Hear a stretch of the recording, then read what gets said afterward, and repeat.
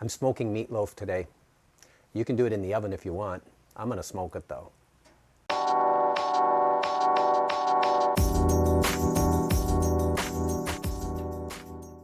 This is my flavorful meatloaf recipe. I've got the grill set at 350 degrees.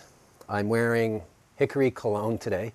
And what we're going to do is I've got 1.5 pounds of fresh chuck. In we go. Easy cleanup. I've got 2 hot Italian sausages. If you don't eat pork, then you can substitute with some more ground chuck to make up 2 pounds. I've got 1/4 cup of sauteed diced onion and 2 cloves of garlic minced, sauteed in 1 tablespoon of butter. 2 beaten eggs,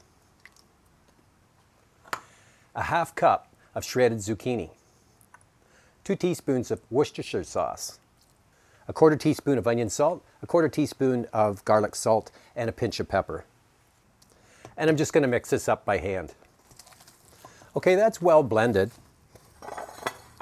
I'm just going to form it into a loaf. And this is a really super moist meatloaf. And I'm smoking it today, but you can also do it in the oven if you like. There we go. Okay, now I discovered this G. Hughes sugar-free sauce about 1.5 years ago, and it's only got 1 carb in a tablespoon. It's really good stuff. So that's what I'm going to put on. 2 tablespoons. I'm just going to paint it across the top here. There we go. And then I've got 1/2 cup of crushed pork rinds, which we're going to put on the top. Just sprinkle on the top like this.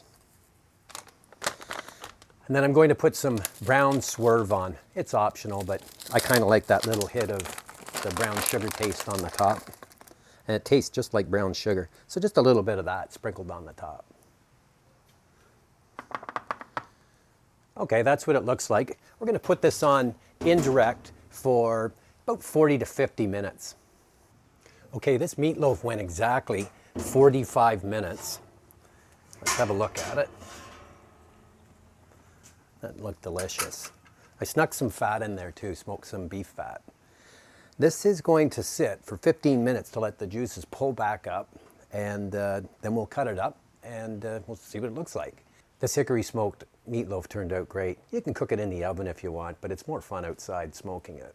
And I managed to get a little bit of fat in there, and it's very moist. The recipe is below in the Show Me More button. Thanks for watching.